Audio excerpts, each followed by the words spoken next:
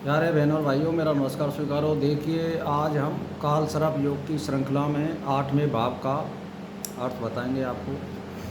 तो देखिए, 8वें भाव में राहु हो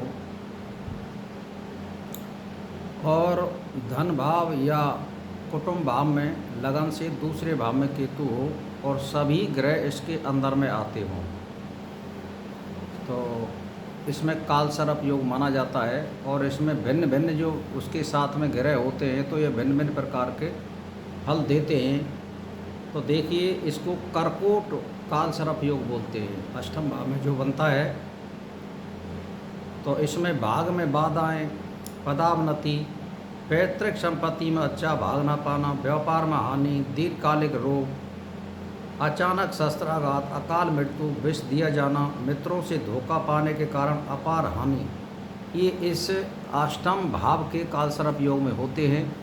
और बवासीर, भगंदर, गुप्त रोग ये भाव देता है, आप समझ लीजिए। अच्छा, फिर उसके बाद में यदि ये आ गया है और काल सर्प योग बन रहा है, तो मैंने आपको सभी वीडियो में बताया है कि इसका पूजन भी कराना चाहिए।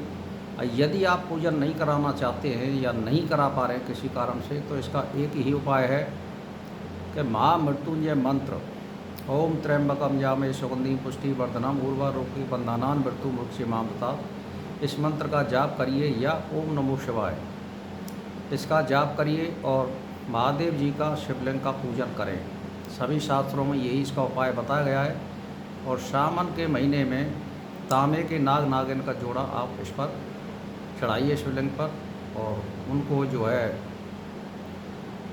5 सोमवार या 4 सोमवार श्रावण के जो पड़ते हैं उनमें चढ़ाइए।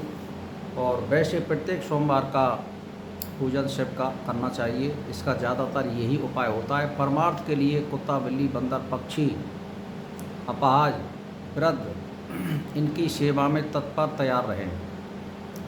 किसी से कटु वचन ना बोलें, कुत्ता, बिल्ली, सर्प आदि को ना मारें। खास करके ये उपाय, सर्प तो बिल्कुल ना मारें, ये इसमें खास करके उपाय बताया गया है। तो देखिए, 42 वर्ष तक प्रत्येक वर्ष में 8 शीशे के चौकोर टुकड़े जन्मदिन पर या 40 दिन के बीच में पानी में बहाएं। यानी 42 दिन तक प्रत्येक वर्ष 8 शीशे के टुकड़े जन्मदिन पर या 40 दिन के बीच पानी में बहाए हैं। ये भी इसका उपाय है। चांदी का चौकोर टुकड़ा अपने जेब में रखें। बेईमानी या धोखेबाजी ना करें। काले रंग के या नीले रंग के कपड़े में नारियल लपेटकर प्रवाहित करें। सूखे मेवे चांदी के बर्तन में रखकर मंदिर में दान करें। भैरव जी की उपासना करें। घर के समीप बड़मूजे की मिट्टी हो तो तांबे के का पैसा डालें उसमें।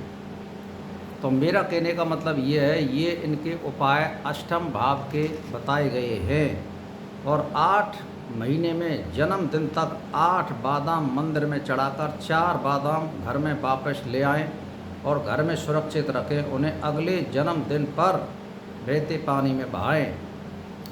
और इसमें ज़्यादातर क्रोध, गुस्सा, अनायास किसी पर हमला करना, ऐसे आवेश आते हैं। तो कोई भी कार्य करें उसमें सोच समझ करके करिए। मैं आपको ये बात बता रहा हूँ, आप इस पर विश्वास करिए या मत करिए। यदि किसी की कुंडली में काल सर्प योग बना हुआ है तो उसकी आजमाश कर लीजिए। मैं आपके लिए लक्षण बता रहा हूँ। तो पहले ये दिखा लीजिए कि उसकी कुंडली में काल सर्प योग बना हुआ है। तो पहले नंबर तो यह है कि उसको गुस्सा और क्रोध विशेष आता है। गुस्सा और क्रोध विशेष आता है। अचानक से आवेश आ जाता है, यानी एकदम क्रोध आ जाना और फिर एकदम शांत हो जाना। और किसी की बात को ना मानना, अपनी जिद पर अड़े रहना, ये इसका मुख्य लक्षण है। ये आप समझ लीजिए। अब जब कहने का मतलब इतना गुस्सा आ जाता है और आवेश आ जाता है तो विवेक का ह्रास होता है और विवेक बुद्धि काम नहीं करती है, तो कुछ भी अंजाम दे सकता है वो व्यक्ति। यानी किसी पर हमला भी कर सकता है, किसी को मार भी सकता है, किसी के साथ में अपघात भी कर सकता है। इस तरह का जब बुद्धि विवेक ही नहीं रहेगा तो वो आदमी कुछ भी कर सकता है।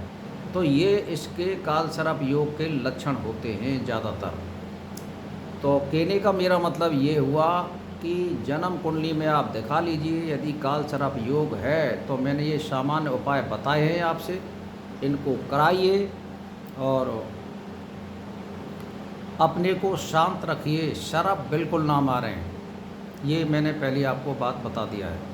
दूसरी बात यह, कोई भी साझा कार्य करें सोच समझ करके, देखभाल करके अपनी संपत्ति का निवेश करें। और इसमें जो अपने होते हैं वो ही ज़्यादातर धोखा देते हैं। तो इसीलिए साझे का कार्य सोच समझ करके करिए, क्योंकि इसमें घाटा होने के ज़्यादा चांस होते हैं। तो भाई और बहनों, परमार्थ करिए, परमार्थ से सभी कार्य बन जाते हैं। परमात्मा का ध्यान और चिंतन करिए, किसी की बुराई भलाई से अलग रहिए और अपने में मगन रहिए। अपने मन को खुश करने के लिए सिर्फ परमात्मा का ध्यान और चिंतन करिए और हमें दुनिया से कोई लेना देना नहीं है। जो दैनिक कार्य है वो करने चाहिए, ये आवश्यक हैं जन्मभूमि पर जन्म लेने पर, पृथ्वी पर। तो ज़्यादा सोचने समझने की कोई ज़रूरत है नहीं है। बार बार जन्म लेना है, बार बार मरना है, बुराई साथ ले जानी नहीं है, भलाई साथ ले जानी है। शुभ कर्म करिए, शुभ कर्म साथ जाते हैं, अलग जन्म भी श्रेष्ठ होगा, सुख और सुविधाएँ प्राप्त होंगी। बस भाई और बहनों, मेरा इसी के साथ नमस्कार स्वीकार हो।